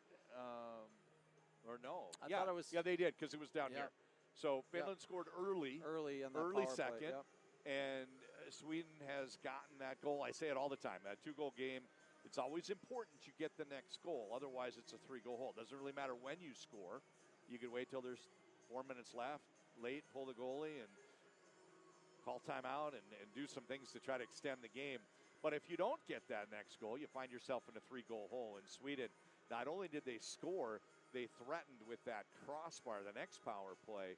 So special teams, the difference so far. All 3 goals coming on the power play. Finns are 2 for 2. Swedes are 1 for 2. I don't think we've had 2 penalties each way, right? That sounds right. Sounds right. And just a joy to watch hockey at this level. These teams have really given us an entertaining hockey game, which I think those that have been here for a few games this week all expected to see. Final thoughts before we take our break and come back for the third period? I think just a good hockey game. I'm just enjoying the skill level, the puck possession, the exits and the entries, and and some of the players carrying the puck up the ice. There's so much deception that they're able to kind of weave through traffic, and it's players these days are just really remarkable at their puck handling and skating combinations. Yeah, I don't want to get stuck here with a side conversation, but I think it's good to ask, compared to your time playing USA Hockey, World Junior Squad, certainly the group has been together more, whether it's a U.S. National Development Program or those USA Hockey Player Development Camps where they start meeting kids over the years. But any other changes aside from just some familiarity with these rosters, regardless of which country they come from? Yeah, well, I don't know what you're asking me. Well, does it feel different watching this level versus when you played? Oh, when I played? Oh, well, yeah. It's relative. At the time, same player pool was the most skilled players in the world, arguably. So, and at that time, I think the European players were, a step ahead of the North American players. Okay. As far as skill and some skating. I was a very good skater, so I think I would put myself on that elite level. But, back then it was a little bit more of scrappy, rough and tumble, physical. You try to out physical the European teams, and they would try to outskate you and puck possession you. I think we're seeing that gap close as far as the skill level across the board. Even the Americans and Canadians are arguably about as skilled and at skill level. But yeah, and I think my analogy is the UFC. If you look at how mixed martial arts started, it was to try to see one discipline versus another and which one was superior. And what's happened is even the strikers would learn to wrestle, and the wrestlers would learn to strike, and the submission guys, etc., because you have a rounded. And I think these teams are well-rounded. I guess the last thought about that is, did it feel? My sense was it would have felt like the U.S. entrant was a throw-together team at the end, whereas this is a process for the U.S. starting at age 14 with the national camps at 15 and on and on and on, and summer hockey, and there's a lot more cohesion for all of these countries as just more structure around international hockey for 18 and 19-year-olds than there used to be. The U.S. had started doing these summer, they called them at the time Olympic festivals. Okay. And they'd bring 4 teams, or they'd most of the players came from, the hot spots of Minnesota, Michigan, and Mass, Okay. especially back in the 80s and 90s. But they would create 4 teams, north, south, east, west, and we'd play a summer showcase like this. Okay. So we were familiar with each other, but at that time, it was all amateurs, all future college players, and there wasn't any players playing in the OHL or the Dub. So anyway, there was some familiarity and with each other, and things would start to come together. And then the year before our World Junior, that was the tryout for the Olympic Festival. Yeah, for the Olympic Got Festival or for the Olympics and stuff like that. But but we didn't have the national team development program where a large majority of kids that are going to be on these World Junior Championship teams are familiar with each other. A lot of them have played together at the national program. Very good. We'll be back in 10 minutes. He's Tom Chorsky. I'm John Conley. You're watching World Junior Summer Showcase from Ritter Arena on campus at the University of Minnesota, USAHockeyTV.com.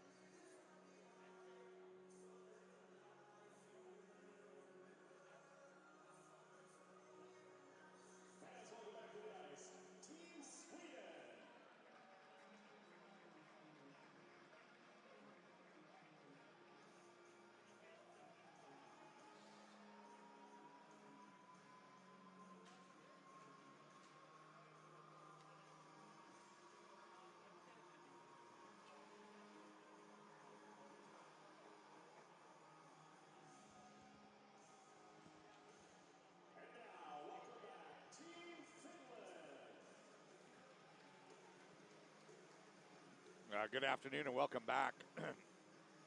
Third period upcoming. It is a game that is as good as I expected.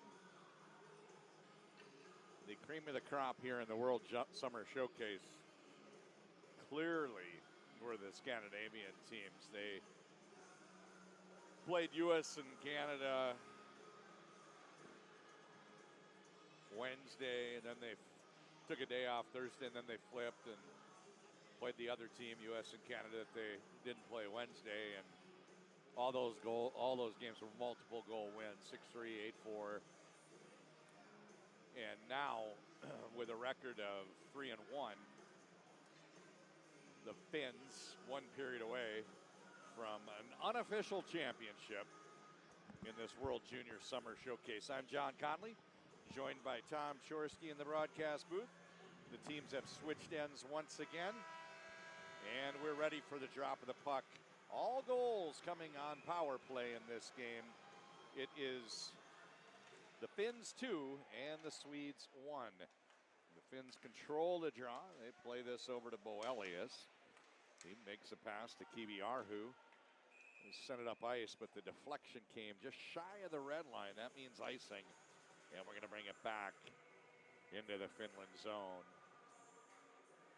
So, Tom, what about the chatter? I always like the chatter. You walk around the building and you get to hear what people are thinking. What did you hear on the period break? Well, I just ran into Don Sweeney, the GM of the Boston Bruins. We didn't really talk hockey. We just caught up because I haven't seen him for a long, long time. So we caught up on family and kids and all that. But there was another fan that started talking to me a little bit about, I think he's been coming to all these games. And he just thinks that, Canada didn't look real strong and U.S. needs to have some work to do. And, like kind of everything we're seeing, that these two teams are rolling along and looking pretty solid. And pretty good to understand. I heard USA Hockey's trying to get a lot of 18 and 19-year-old girls to come to the games the next few, hoping that some of these can become American by marriage and play for the U.S. national team down the road. That's one of the benefits of hosting here in the Twin Cities. So, in all seriousness, it's been a great hockey game. But I got to ask, did you say Don Sweeney? Yeah. Did you send him to Mats or 5'8"? Are you a Mats or a 5'8" guy? I'm both. Okay, so you're fine with either. Okay. I'm fine with either. Yeah, for the non-locals, when you come to the Twin Cities, if you want to have a Minnesota food that is distinct to this region, it's kind of an inverted cheeseburger called a Juicy Lucy. Kiviarhu with the shot, and the net was nudged up, but never really left position as there's some jockeying down low between Carl-Otto Magnuson and the Finnish forechecker. But it's a cheeseburger with the cheese in the inside, so when you cook it and then eat it, it volcanoes out at you. And there is much debate locally about whether it originated at Matt's Bar or the 5'8" Club. So Tom's fine with either. Yeah, one's arguably in my neighborhood, that being Matt's, or kind of in my vicinity where I grew up in Uptown. So I have to be a little loyal to that, but I like the 5'8". 5'8's by the airport. If you're ever visiting, that's the easiest one to pop in before you fly out. There's a great shot, Genborg. This is a great game for Genborg. I know we saw him yesterday, but I think he's woke up on the right side of the bed, and Eddie Genborg has really been a difference maker almost every shift. Yeah, yep. He's been all over the place. Nilsson in the face-off spot. Jasper Kuta for the Finns. 18-18 to go. Shot board reads 19-18 in favor of Sweden. Shot from the blue line. That goes wide. A race for the loose puck, and it's played out to Eliasson, who holds the zone briefly, but it spits out to Kuta. He's got Pikkarainen on the back door, and Nilsson hounding him. Nice, strong back check by Eric Nilsson. You mentioned the elite world-class level that we're watching. You're just not going to be on these teams unless you play just as hard in both directions. And credit Eric Nilsson for strong back checking, marking his man, and the shot went just wide as a result. Yeah, the skating is so strong. I've seen a couple chances where it almost looked like a guy was going to break free and get a breakaway and just gets chased down by an opponent. There's Daniel Nieminen. He somehow drifted in from the point and found a little seam. They made a pass to him, and he spun a little backhander. It was just an impressive display by Nieminen on a day where, he's just really stood out. 17 minutes, 10 seconds remaining. Swedes temporarily trapping. No pressure on the puck. Finns trying to find a way outside the zone. They're going to bring it up. It looked like they were setting up for the flying V, Tom. Yeah, they had the 2-3 going. Calto. He swings down into the corner. And the puck played out into the neutral zone. Unable to get it settled. It came behind Yoki. Swedes, Ekberg gets possession. And a little spin to the backhand by Jokinen. Quick breakout pass, Calto. He switches lanes. You talked about that, how these teams, they switch lanes a lot. Yep. We see that weave through the neutral zone, and fun to watch. Tuva, shot, steered aside Axelson. And the Swedes stretch it. That was almost picked off for a bad turnover. Yeah, board to board, those long passes, those passing lanes can close pretty quickly, and crisis averted as it just narrowly missed that Finnish player. Yeah, you typically, if you're in your D zone and you're in the corner, you want to avoid sending it all the way across the zone to the other side. Ruohonen took the drop pass from Vestarin, and next pass did not connect, but the Finns regrouping, drifting back into their own end, and there's a hard pass to Vestarin. He turns to his forehand. Little separation from Ruohonen, and I think as the game wears on and I decide to look at some different things, it's fun to watch how the players seem to move around 15 feet away from the guy on their team with the puck. They always seem to have that perfect spacing, and when you change your angles a little bit, then the passing lane changes, and it's hard to defend. It's 15 to 20 feet apart, seemingly almost all the time. Both ways, the teams are really good without the puck. That's that puck support we're talking about. Yeah, and sometimes even less than 20 feet. It's little 6-8 foot plays that continue to create movement and offense and deception. Viggo Bjork in the face-off spot. Atos Koivu opposite him. Bjork wins the draw, leaves it for Stenberg. This is a young line for Sweden. A few of these, there's a wrap stuff attempt for Stenberg. A few of these players would be in high school on the U.S. calendar. I don't know where they are in their schooling in Sweden, but pretty young to be playing at this level. There's a shot knocked down right in front of the goal. Gustafsson with a windup from the blue line. A little creative stick handling there from Joni Saaralainen allows the Finns to break out. Westergaard gives back to Saaralainen, and Viggo Bjork breaks up the play. The puck played over to Soini. He takes the shot. That deflects into the glass. Swedes coming up ice the other way. Stenberg, he's going to slow it down. That allows the Three Crowns to complete the line change. Turning up ice, Salim Wallenius. He goes rink wide. Head of steam, entering the zone. Nielsen getting around the defender. In on top of the goaltender. Tried a little shovel shot up under the bar. And Rimpinen got a piece of it. That was all Swedish, no finish. Well, we haven't seen a guy break around the outside and cut the corner and get in, typically. And it started back here because they moved the puck around and passed it to the guy winding up. He had good speed going through the neutral zone, and that was kind of my MO. Cut down the outside and try to get around the D. I'm gonna add to that when we get a stoppage. So Genborg makes the pass. Nilsson, zone entry for him, and he tucks it down. Soini in the corner. A little dead puck played by the Swedes on the forecheck, and he actually used his foot to manipulate it and tried to play back to the blue line. Somehow the Swedes have held the zone and maintained possession, just using all the limbs. Yeah, that puck sticks to their stick, and they're strong on their sticks and body position. 20-20, a shot count here. It's been a very evenly played hockey game. Finland once led 2-0 if you're watching and just joining us. Sweden scored and then hit a crossbar. All of those, the 3 goals and the crossbar, all occurring on power play opportunities. So special teams, the difference so far. There's a jump ball. The player got blitzed as it came back to earth. This is Calto gaining the zone. He's ridden to the sideboards by Ekberg.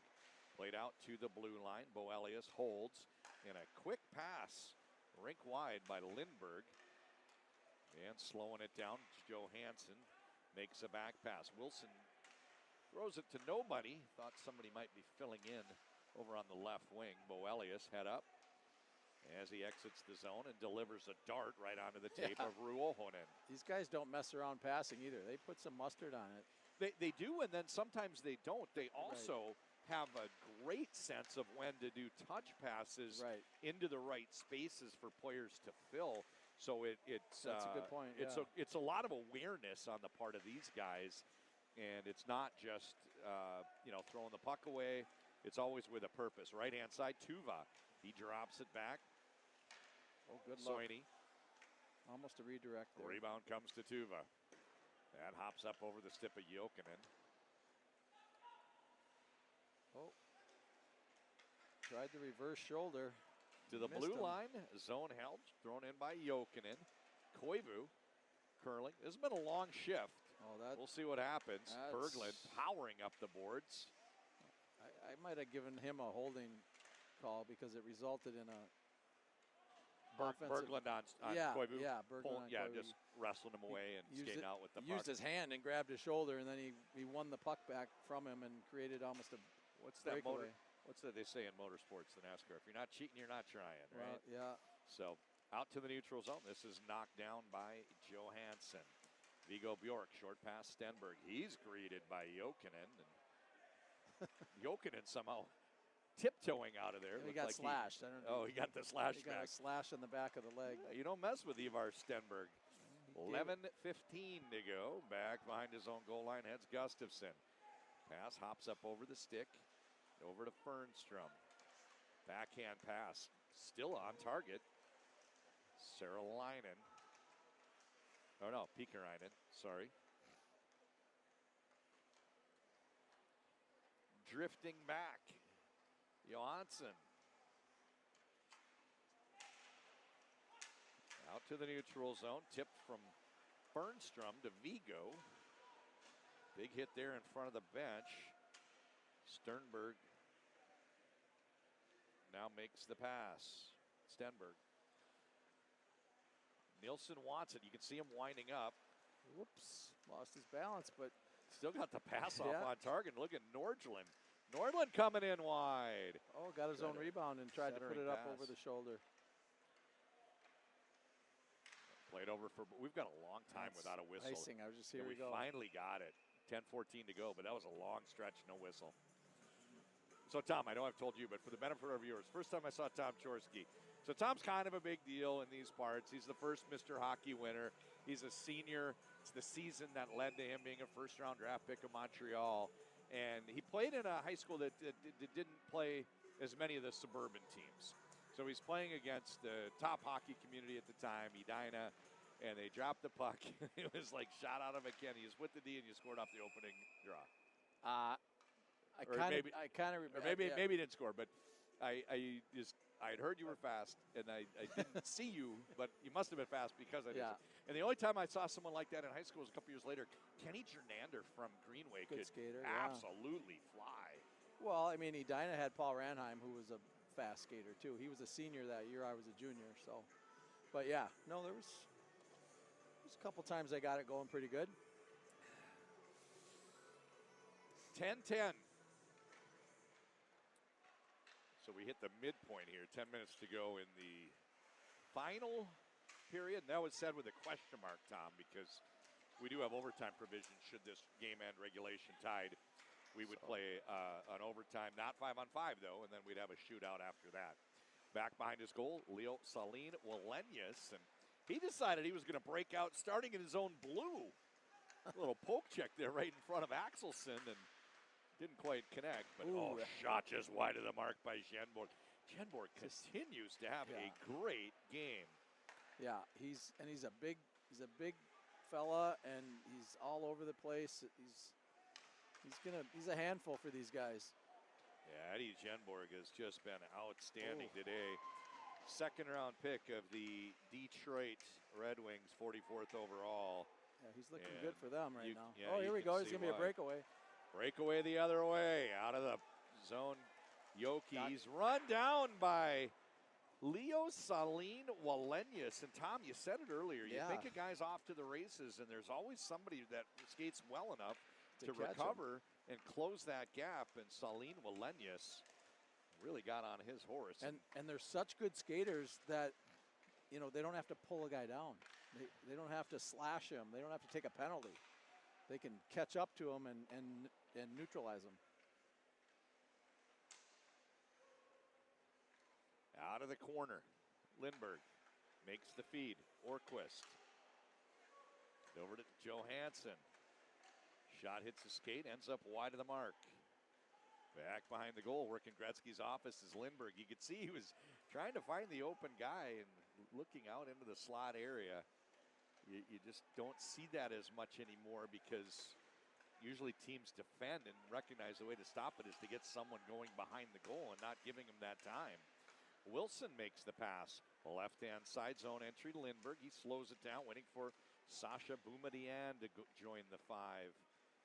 Everybody's in frame now, and Johansson with a shot that hits glass. Comes back over the crossbar, Tom. What a bounce off the back glass.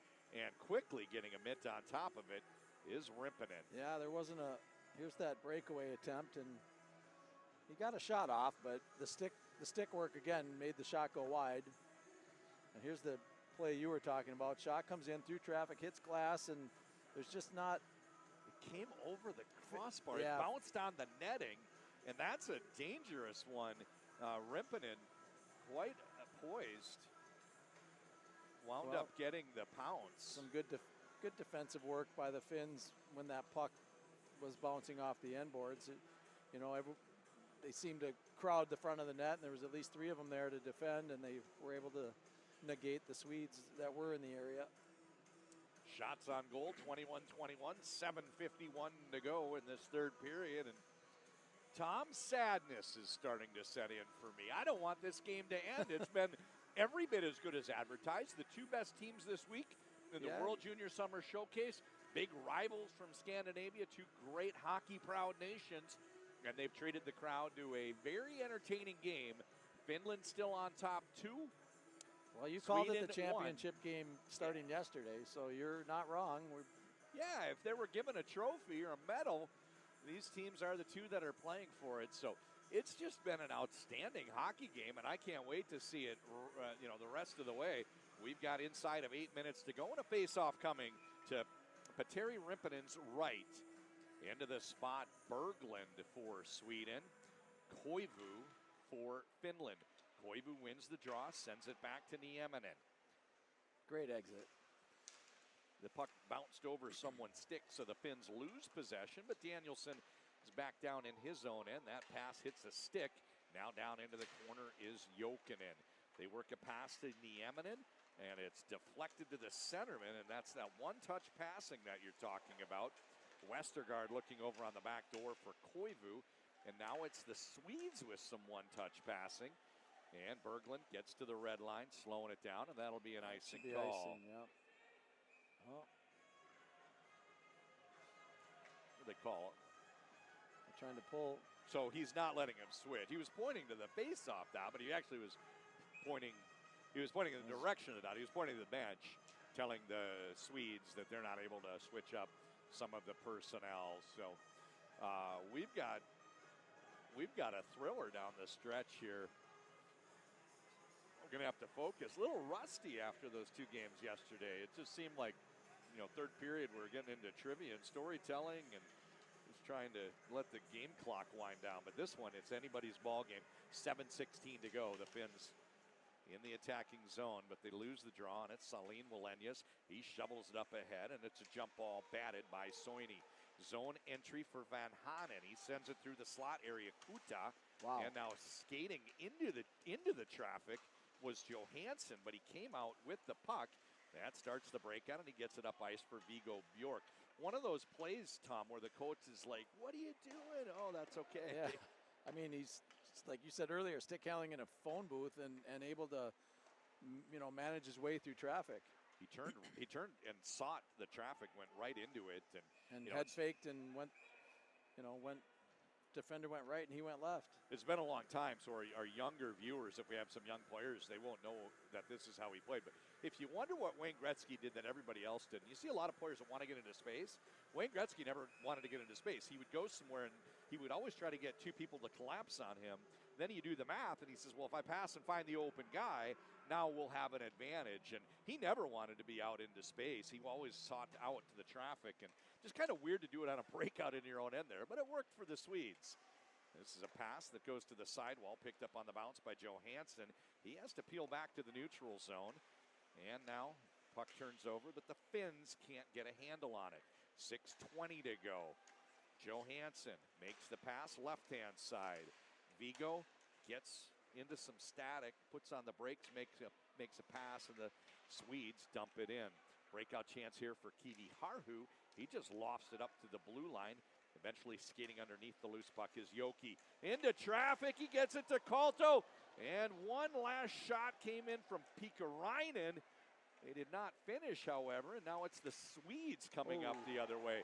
Big hit, but they're going to get him for the knee. Kasper Pikkarainen dusting Ivar Stenberg. And Tom, what a great play by Pikkarainen to close that space and get a body on him. Tough break that he caught him with the knee, and they're going to give him a tripping call. Yeah, hopefully there isn't a knee injury there. But and here we're looking at the last scoring chance by Finland. The puck was laying there, but no Finn nearby to whack it in. And he gets a leg on leg, so knee on knee. But fortunately, I think the Swedish forward was off the ice.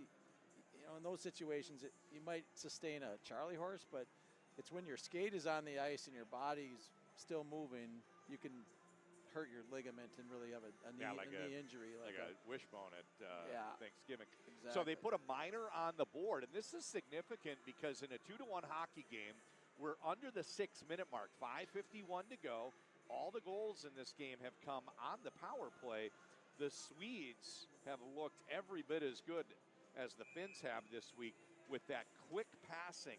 And they're going to line up with PP1 in coach speak.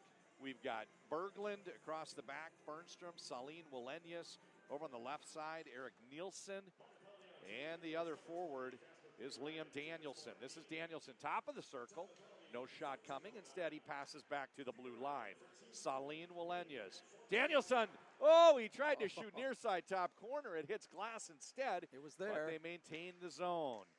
Out top, Saline Wallenius. Danielson threw a screen. This one saved by goaltender Rimpinen. And the Swedes get the rebound. Big face-off win, Tom. We're only 30 seconds into this power play, but they've already had several good looks. One-timer from the blue line. And Saline Wallenius into the breadbasket. Yet another example of good rebound control by Rimpinen. Yeah, he was able to see that one all the way. His screen, early on there was a good screen, and then on that last one-timer, this was a good shot, and it hit his own guy. It hit Berglund in front. And then there was a third shot that came one-timer from the top. I don't know if we'll get to that one, but that was the one. This one, no. Another face-off win for Berglund, and those are huge. You don't have to spend 20 seconds gathering the puck and reestablishing the zone. That's a shot that hits glass. Finns behind the goal trying to get possession, but they can't keep it away from Nielsen. On the half wall, Fernstrom into the face-off circle. Instead, he passes out to Danielson. He walks in, and he shoots again. That near side high is his target. A little bit too high. Possible that Rimpinen got a piece of it, deflecting it up into the back glass. 1 minute down in the power play. The Finns mercifully able to get some fresh personnel out there. They were getting tired with the kill. There's a pick on Jokinen. Yeah, that was Berglund. I don't think it was intentional. I think he was just backing up and ran into him. This is Danielson.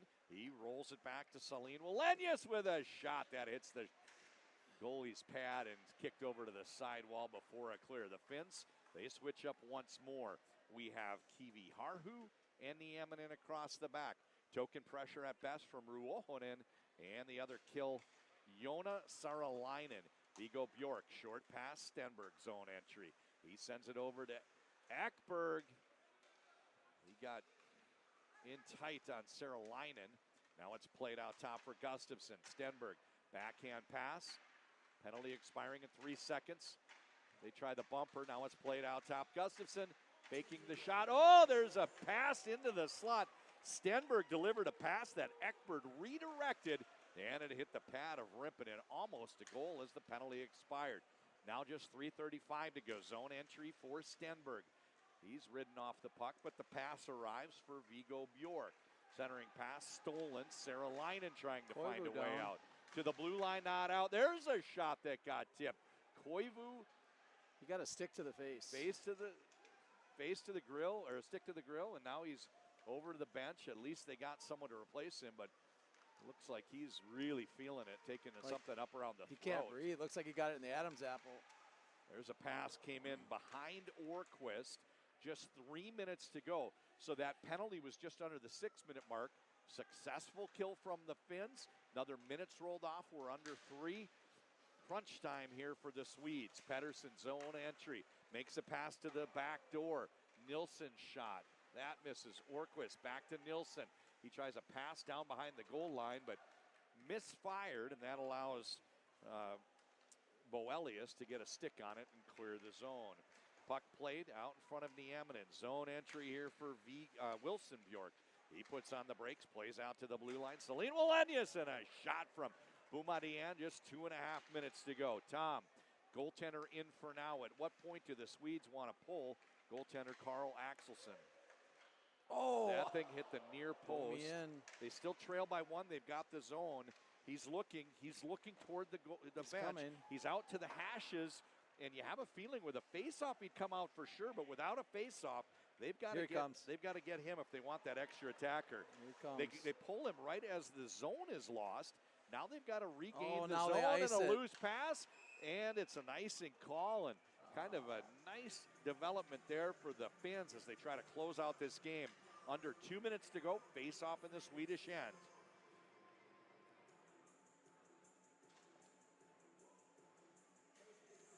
They still have almost 2 minutes, 1:54, but they're going to want to get him out pretty quickly. They're going to want to win this draw and try to exit the zone, and maybe as they cross the center ice or far blue, they'll get that sixth attacker on. Face-off win from Saarlainen would be huge.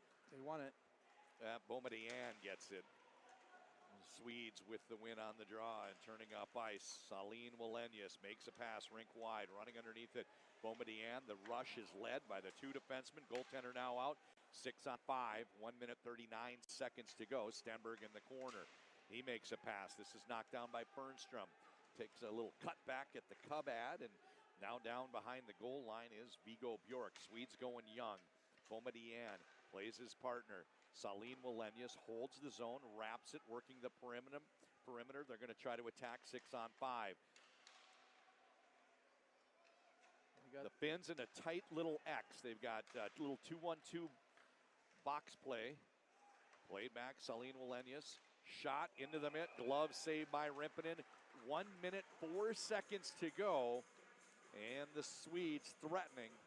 Finns holding strong with a 1-goal lead. Might see a timeout. I think so. There's the Swedes just called timeout. Yeah. You know, your tools at the end of the game, you can pull the goalie and call timeout. That's about all you can do to extend the game. And with a minute to go and a face-off in the attacking end, the Swedes opting to call timeout. So, exciting conclusion to a great hockey game. Every bit as good as we had hoped. Yeah, it's not over yet. We got an offensive zone face-off they're at the drawing board right now talking about it. So, all important face-off. Yeah, and you know, I think it's easy to play with the goalie out 6 on 5. You always want anyone in proximity skating toward the puck. You don't want to lose any loose pucks. That allows you to hold the zone. Yeah, you want to outnumber at the puck. You've got the extra forwards out there. Exactly, and on the flip, it can be tough with the 5, right? It's not a penalty kill situation. So how do you use your 5? And the pressure is on Kuta, Nieminen, Vesterainen, Ruohonen, and Kivi Harhu. Those are the Finns that are out on the 5-on-6. In the spot, Berglund. Saline Wallenius across the blue line with Fernstrom. This is Saline Wallenius. He plays Fernstrom. Back to Saline Wallenius. We're under a minute. Oh, down in front. And they try to pass back right in front of the paint. Didn't quite connect, but the Swedes managed to fumble. I was going to say they managed to hold the zone initially, but now we're down at 40 seconds with the zone re-entry. It's a dump. First one over on the right-hand side is Lindberg. Back behind the goal. Great steal. Intercept by Kivi Harhu. And the Finns trying to power it up the wall. They can't clear. Saline Wallenius! There's a shot that hit a body and came in before hitting Rimpinen and took a funny bounce. Now behind the goal, 20 seconds to go. Played out top for Fernstrom. Saline Wallenius. He makes a pass down to the hash. Great pressure here by the Finns. Good and play. They're just going to play a little soft toss up ice. Vesterainen! Oh, he missed it. Can't finish the empty net. Second time's a charm. And the unofficial champions, gold medal winners here with that insurance goal are the Finns. Ropa Vesterinen. It would have been kind of ugly, but he could have got his lunch absolutely handed to him. And I've seen it done at the end of a game, but if we get a look at it, as he comes around the net, there's a back checker coming, and if the back checker had wanted to, he could have absolutely smoked him. Well, classy play there by Leo Salin Walenyas. Yeah, it was These classy. two teams, they're going to play again. You know, they're going to play again. And in this summer tournament, that's not the time to maybe absolutely cold cock a guy, but he could have. We've got the World Junior Championship coming up in 5 months, and the pools. Let's just walk through the pools one more time. The Finns are in Pool B with Canada, Czech Republic, Latvia, and Denmark. The Swedes are in Pool A with Slovakia, Germany, Switzerland, and the USA. 4 of the 5 teams will advance to quarterfinal play. I think it's safe to say that these two teams will be reaching quarterfinal play. That will kick off on Friday, January 2nd. At that point, you start to cross over. So if you have a first and a fourth, you would play each other, a second, a third, third and second, etc. And presumably it'll be the U.S. and Canada. And I just think these two teams are on a collision course to meet and win medals. Like they are complete teams that are playing in mid-season form, even though it's mid-calendar. They're out of hockey season in the summer, and I think they'll probably play again in that World Junior, and I'll buy a ticket for that. Wouldn't want to miss it because these are clearly just great hockey teams loaded with phenomenal players. No weaknesses, and we were entertained today. The final shots, 27-22 for Sweden. They had a lot of push in that second half of the final period. Never got the tying goal. And the winners of this game, 3-1, with a 4-1 record, I will crown them the unofficial champions of the World Junior Summer Showcase. A very impressive Finnish team. So, Tom, I'll let you take it from here with all your final thoughts and looking forward to the actual World Junior hosted in Minnesota, IIHF hockey just 5 months from now. Right. Well, it's a wonderful tournament, and hopefully we'll have a great turnout from the local community. And all these teams, you know, their fans travel so well, too. We'll see.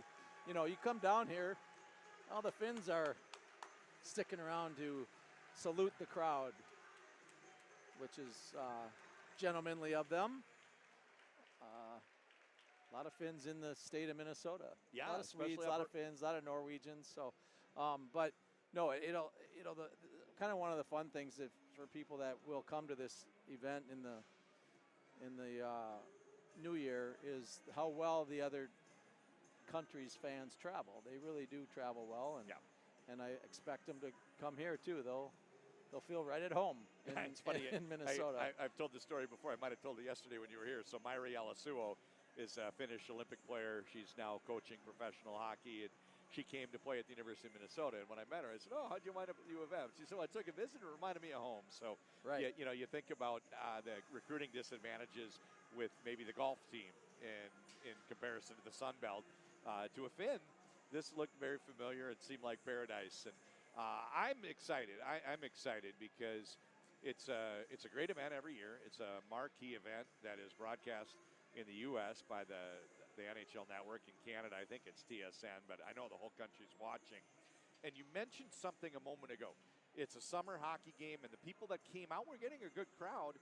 These are hockey knowledgeable people. It's not looky-loos like, hey, I got to go to a Dallas Stars game, and I was in the lower bowl, and it was the place to see and be seen.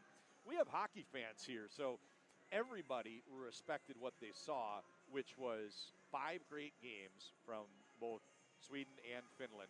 They were great hockey players playing the right way.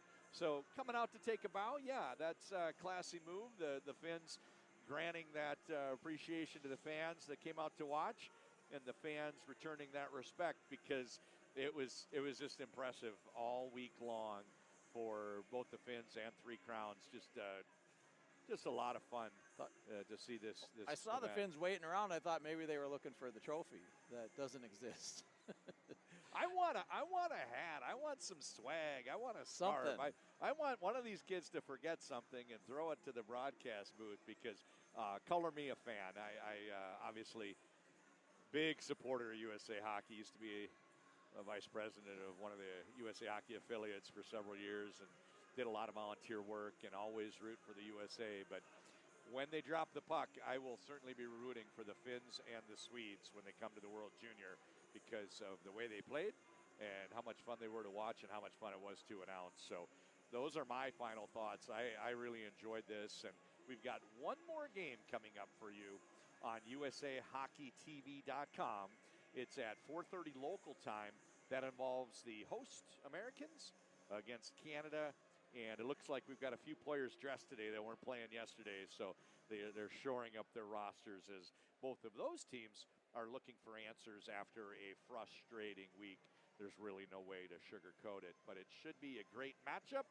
And just like the two Scandinavian teams have a great rivalry, always a big contest when the U.S. plays Canada in any hockey event. So final thoughts, Tom Chorsky. Well, thanks for inviting me to join you, and I really enjoyed watching these two games yesterday and today, and I'm going to stick around, I think, and watch some of this next game. So, yeah, it's all good, and I'm really looking forward to when the big tournament comes to town. Yeah, that tournament coming up. First day of play is Boxing Day, which means these foreign teams will be spending their Christmas away from home in the United States, and they'll be practicing leading up to it. And it's always real nice entertainment for the kids on Christmas break for 2 weeks off of school because there's so many great World Junior games on the NHL Network in the U.S. And you get even so, the teams that aren't here, some of them really fun to watch. You get a Slovakian team or Latvia or Switzerland, and they can take down on a good day with good goaltending. They can take down anyone in the field. So you don't want to miss it. And if you want to watch some more hockey from the summer showcase, we've got another one coming up in 75 minutes. He's Tom Chorsky. I'm John Connolly from Ritter Arena on campus of the University of Minnesota.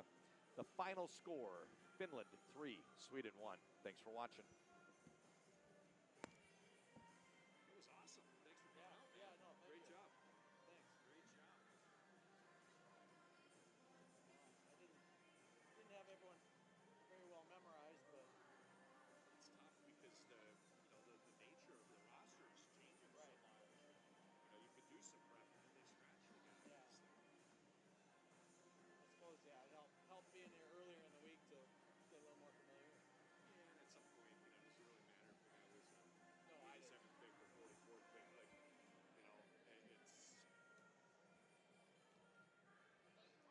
Set the bar, just trying to make someone watching get entertained. A little more serious here with the USA Hockey assignment than high school game or some weekends like playing, but you still have the audience. Like they're captive for 2.5 hours. They'd rather have someone on the call than not. So this was good. Well,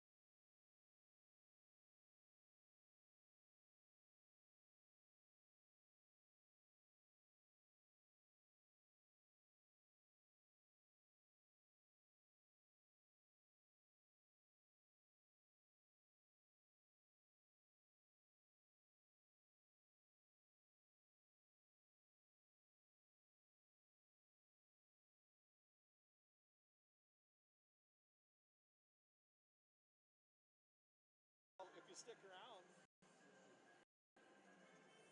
I'm really curious if that next game holds a little more serious here with the USA Hockey assignment. High school game or something we try playing, but you still have the audience. Like they're captive for 2.5 hours.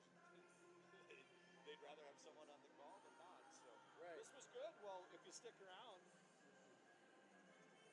I'm really curious if that next game holds a little more serious here with the USA Hockey assignment. High school game or something we try playing, but you still have the audience. Like they're captive for 2.5 hours. They'd rather have someone on the call than not. So this was good. Well, if you stick around, I'm really curious if that next game holds a little more serious here with the USA Hockey assignment. High school game or something we try playing, but you still have the audience. Like they're captive for 2.5 hours. They'd rather have someone on the call than not. So this was good. Well, if you stick around, I'm really curious if that next game holds a little more serious here with the USA Hockey assignment. High school game or something we try playing, but you still have the audience. Like they're captive for 2.5 hours. They'd rather have someone on the call than not. So this was good. Well, if you stick around, I'm really curious if that next game holds a little more serious here with the USA Hockey assignment. High school game or something we try playing, but you still have the audience. Like they're captive for 2.5 hours. They'd rather have someone on the call than not. So this was good. Well, if you stick around, I'm really curious if that next game holds a little more serious here with the USA Hockey assignment. High school game or something we try playing, but you still have the audience. Like they're captive for 2.5 hours. They'd rather have someone on the call than not. So this was good. Well, if you stick around, I'm really curious if that next game holds a little more serious here with the USA Hockey assignment. High school game or something we try playing, but you still have the audience. Like they're captive for 2.5 hours. They'd rather have someone on the call than not. So this was good. Well, if you stick around, I'm really curious if that next game holds a little more serious here with the USA Hockey assignment. High school game or something we try playing, but you still have the audience. Like they're captive for 2.5 hours. They'd rather have someone on the call than not. So this was good. Well,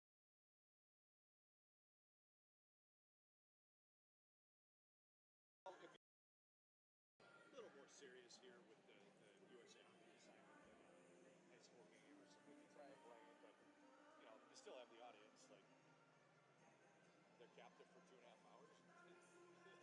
They'd rather have someone on the call than not. So this was good. Well,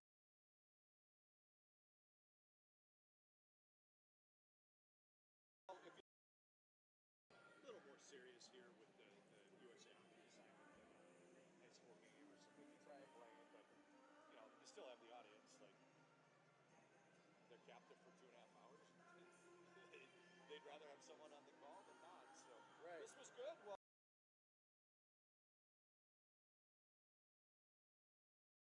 if you a little more serious here with the USA Hockey assignment. High school game or something we try playing, but you still have the audience.